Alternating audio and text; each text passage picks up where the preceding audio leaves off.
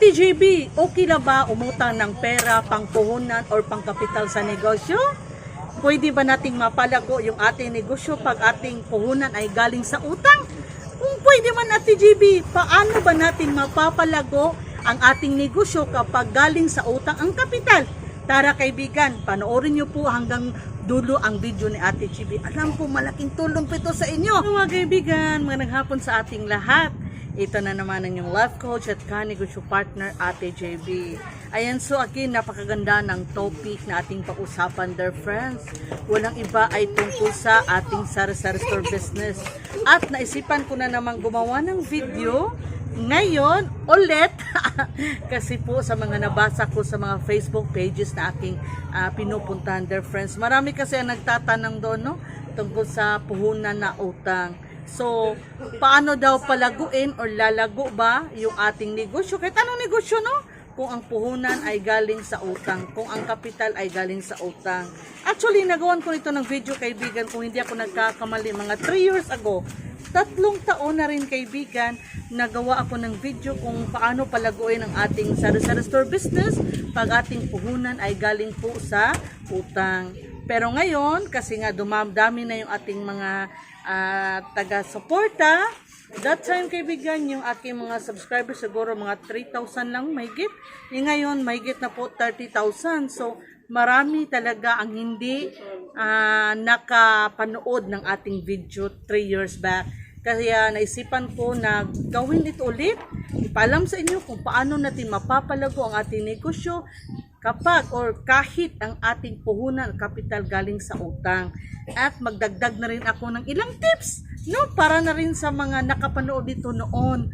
Ayan, so paano ba natin mapapalago kaibigan o lalago ba, no, yung ating negosyo pag ang puhunan ay galing sa utang? Kaibigan, if possible, wag po sana tayong mangutang pang kapital or pang puhunan sa ating negosyo, no, katulad itong sari-sari store. So ma-stress kasi tayo kaibigan, no, at sometimes most of the time problema talaga tayo. Kaya kung pwede, wag na tayong umutang, no, para pangpuhunan. Pero kung kailangan talaga, pwede rin naman, maraming options ha. Pwede kang magsangla ng alas. Ganito kaibigan, magsangla ka kasi yung pagsangla merong 3%, 4% or most of the time 5% na ang tubo sa isang buwan. So kung magsangla ka ng alahas na 1,000, ang tubo noon ay ano lang siya, 50 pesos lang isang buwan. So hindi siya mabigat sa bulsa. Ayan, or manghiram ka kung talagang gusto, kailangan umutang pampuhunan, manghiram ka sa mga kakilala, kaibigan, kapamilya, no? Ayan, kamag-anak para walang interest. As much as possible, humanap tayo ng mautangan, mahiraman na walang interest or kaunti ang interest.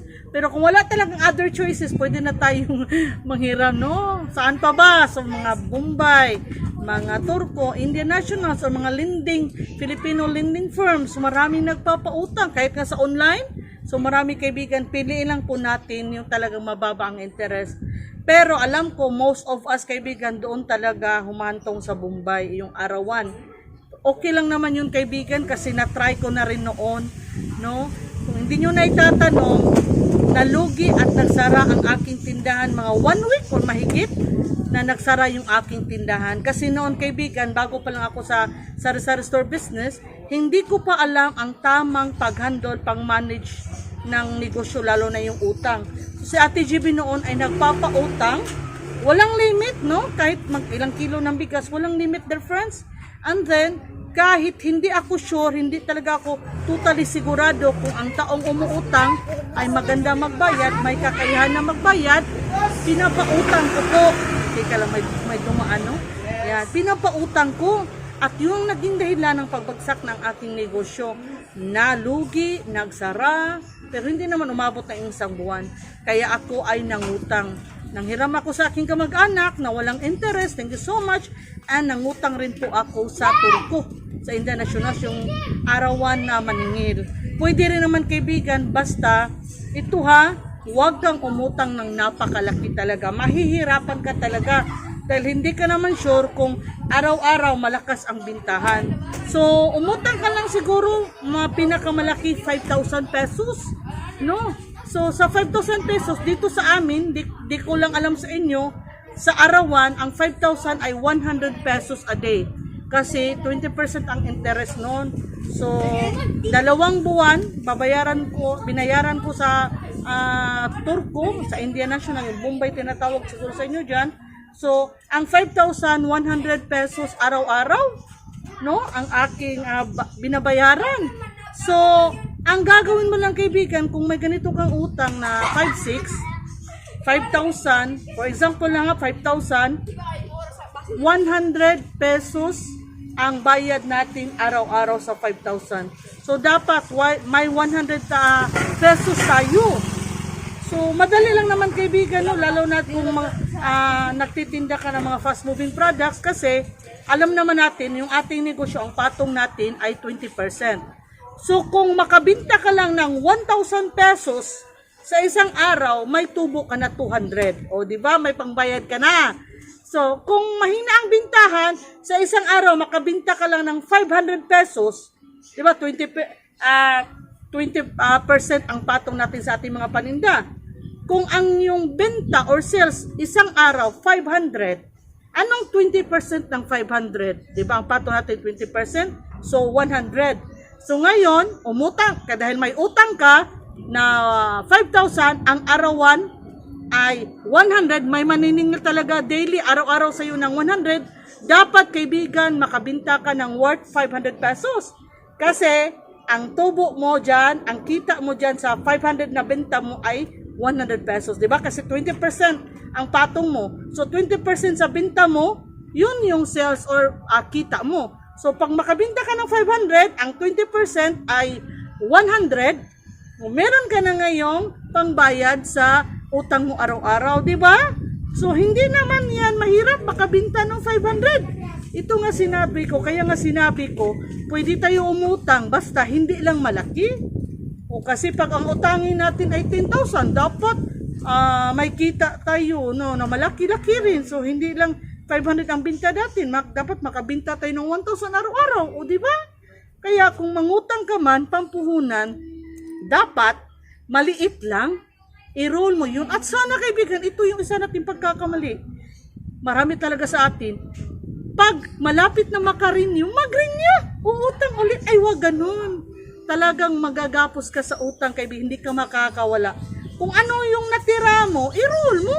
O diba? Kasi naman, for example, ito lang, gagawin na nating maliit, no? Maliit lang talaga na example. Ang utang mo ay 1,000 pesos. Ang 1,000 pesos, 20 pesos, 20 pesos, no, 20 yung bayad mo araw-araw pag mangutang ka ng 1,000 sa 5,600. So, araw-araw may maniningil sa'yo ng 20 pesos. So, dapat makabinta ka ng 100 pesos. O, di ba? Kasi nga, ang patong sa tinda natin ay 20%. So, kung makabinta ka isang araw ng 100, no, ang 20% nito ay 20, 20, ito yung pangbayad mo. O kung lumagpas ang binta mo sa 100 pesos, 120, 140, yung natira, ay idagdag mo, bumili ka ng ibang produkto. Kasi most of the time naman, talagang lalagpas, susubra tayo, no? Sa tindahan kaibigan, hindi fixed yung income. Minsan mababa, minsan malaki. Pero most of the time, malaki talaga, lalo na kompleto ang iyong tindahan, marami ka mga suki, mabait ka, marami ang bibili sa iyo, marami kang stocks, so malaki yung benta mo. Lagpas pa or sobra pa sa kailangan mong bayaran. O diba? So ganun lang kaibigan. No? For example, ang utang natin ay 5,000. So magbabayad tayo ng 100 pesos, no? Araw-araw. Kasi pag may 5,000 tayo, arawan yung utang natin, 5,000 inutang natin, magbayad tayo 100 pesos araw-araw.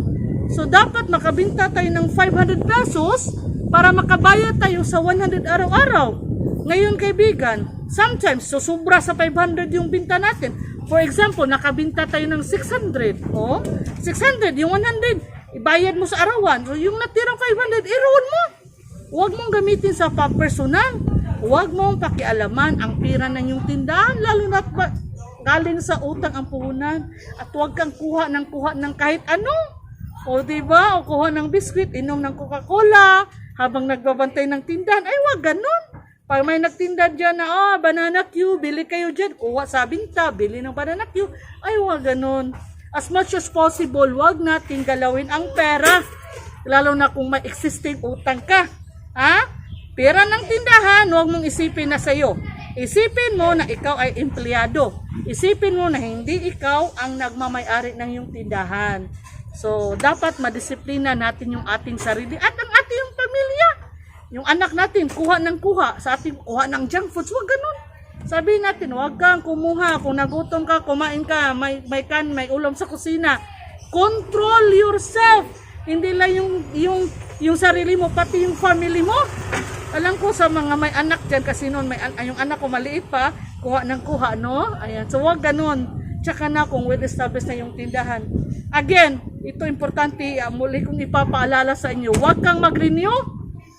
Ako noon, kaibigan, naka-renew ako 5 times siguro, tapos tumigil ako. Ang sabi ng nagpautang sa akin, ba't ka titigil? Ayaw niyang tumigil ako ng pag-utang sa kanya kasi good payer ako, no? Maganda ako magbayad. So, ayaw niyang tumigil ako sa pag-utang sa kanya.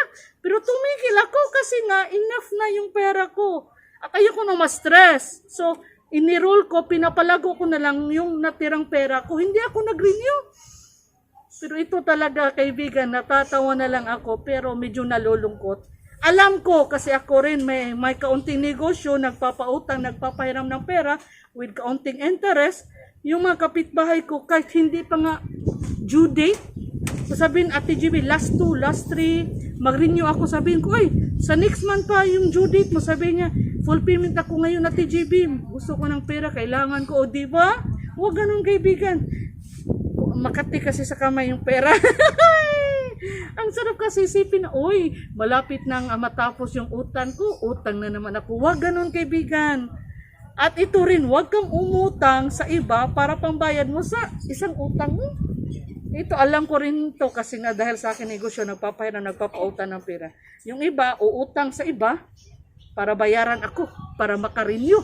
Ay, huwag ganun, kaibigan. Huwag kang umutang ng pera para ipangbayad mo sa utang mo ngayon. Ay, lalo kang magagapo sa utang, no? Mahirap yun. Again, kaibigan, ha? Pwede umutang pang kapital. Huwag kang makinig sa iba na sabihin nila, uy, huwag kang umutang ng pang kapital. Kaibigan, kung nandyan ang opportunity, kahit anong negosyo, ang opportunity is right in front of you. Ang kulang lang datong pera. Oh, may magsabi sa iyo, Ate JB, may magandang negosyo ako, proposal sa iyo. Pero kailangan ng puhunan. Meron ka ba? Maganda ito. Alam mo talaga na maganda ang negosyo pero wala kang puhunan. Sasabihin mo, tsaka na lang, pagka nagkapira na ako, tsaka na lang, siguro mag-iipon mo na ako. The opportunity will be lost.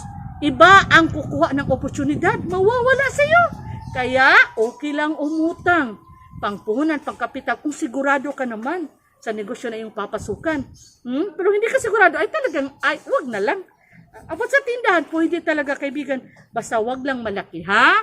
Para hindi ka mahirapan na bayaran. Ito, kawawa naman yung inutangan mo, hindi mo mababayaran, at ikaw, ma-stress ka, no?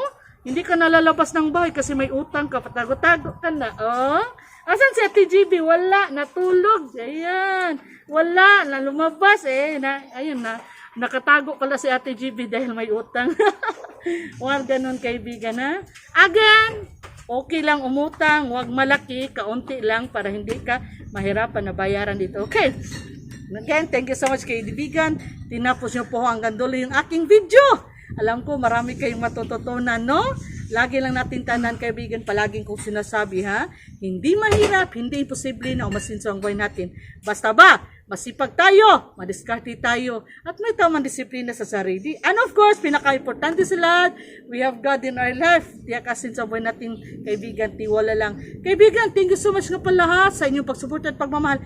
Kung hindi ka pa nakasubscribe kay Ate GB, sana naman mag-subscribe ka na kay Ate GB and then pakihit na notification bell para mapanood mo rin yung other videos ko. Na tiyak makakatulong sa inyong pag-isip. Awa, Francis, na ako'y audience. Ayan, meron lang pong bata sa harap na aking kamera. Hello, dong. Shout out. Natutuwa yung bata, mga 7 years old. Nasa harap siya kaibigan, hindi siya makikita. Pero nakatingin siya sa aking phone, sa monitor. Ayan, bibili siya sa kintinan. Kaibigan ha! wag kalimutan na hindi tayo imposible na masisang buhay natin. Ang sana, please subscribe ka to GB ha. Pakit na notification bell para mapanood mo rin yung other videos ko na tiyak makakatulong sa ating pag-asenso. Sana kaibigan, pakishare na rin para mas marami pa tayong matulungan. Please don't skip the ads ha. Malaking tulong to sa amin ng aking family. Again, kaibigan, ipapakita ko sa inyo yung bata ha. Na nag-video ako, nakatingin siya sa akin. Tingnan nyo, bibili. Hello, sino yung pangalan dong? Arlie, shout out! Oh, nakita mo ako sa camera? Sa phone? Tingnan nyo na, ang saya ng bata. Ayan, thank you so much. Salamat dong. Yan, sabi niya kaibigan, nakita daw niya ako, no? Yan, sumasaya ako kaibigan. Pinapanood pala ako ng nanay niya. Sige kaibigan, hanggang dito na muna again ha. Pwede umutang, basta kaunti lang at wag nagmag-renew para iwas